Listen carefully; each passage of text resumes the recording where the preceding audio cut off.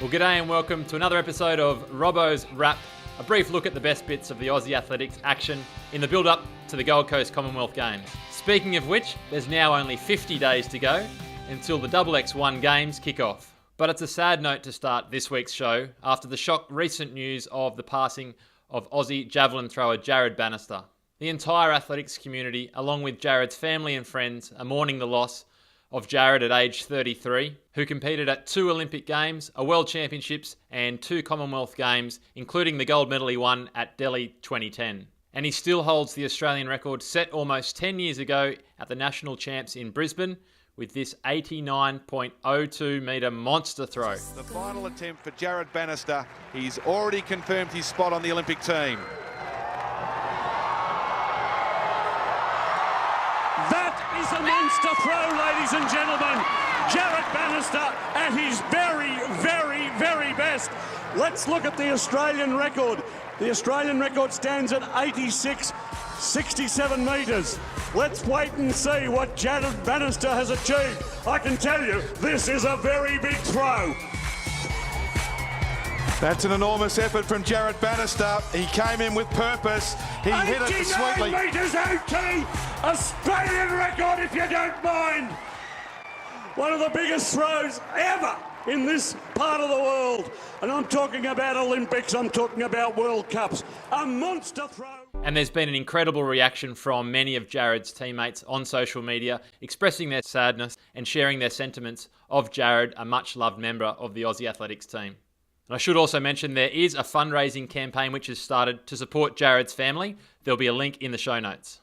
Well, no doubt with the memory of Jarrod in her mind, another teammate and member of the javelin throwing fraternity, Kathryn Mitchell, who at one time shared the same coach as Jarrod, Uwe Hohn from Germany, launched a massive 67.58 metre rocket at a throwers meet in Ringwood, Victoria, to break Kim Mickle's national record by some 75 centimetres. A nice touch there with Kim Mickle passing to Kath Mitchell, keeping the KM in the Australian record family.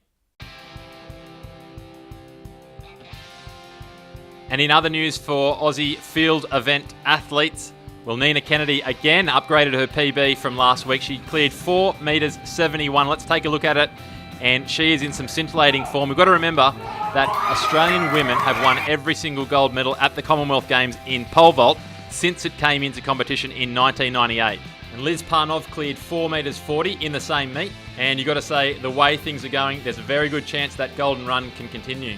Elsewhere over the weekend and in Queensland, Alex Hartman turned out in the 200 metres. He ran 20.80 and he's in some good shape, looking to get that qualifier and looking to bag a 4th consecutive 200 metre title at Nationals this week.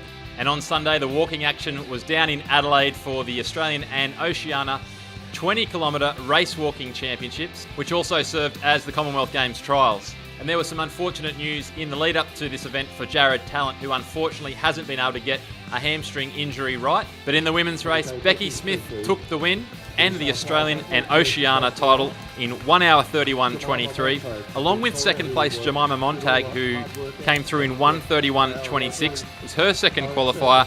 Both girls are booked on the team for the Commonwealth Games on the Gold Coast. Claire Talent finishing in third place with a 1:31.29. While in the men's race, overall winner was Sweden's Perseus Karlström, who finished in 1 hour 20.30.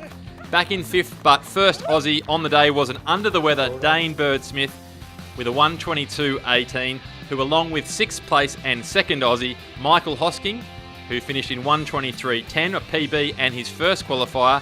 Both the boys booking their places on the Aussie team for the Gold Coast Commonwealth Games. Third Aussie was Ridian Cowley in 1 hour 24.54. And joining us now to tell us more about it all is the Birdman himself, Dane Bird-Smith. G'day Dane, congrats firstly on another Aussie title. Can you tell us how the race panned out and whether or not your strategy changed, turning up at the start line feeling under the weather? G'day Robbo, thanks for having me on again mate, and yeah, cheers, another Australian title under the belt, so stoked about that. While it was a tough day in the office, these things happen and we definitely have to change up our plans as we go into races depending on what the conditions are or how I'm feeling. For me, Friday before the race, rocked up into Adelaide, fit, healthy, ready to roll, and then it kind of all just spiraled from there.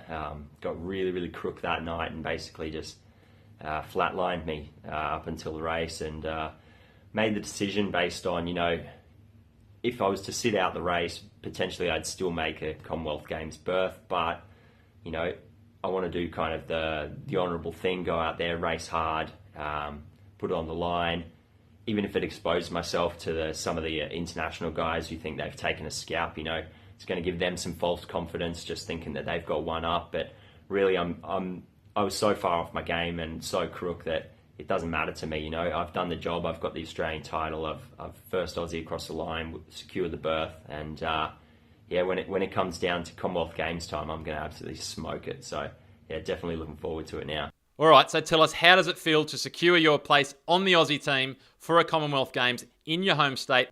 It's going to be awesome to be on a Commonwealth Games team. This is my first team for Commonwealth Games, and we've got a huge legacy with the race walking in the Commonwealth Games. So I'm looking to be able to build upon that, and really step out and show what I can do as well.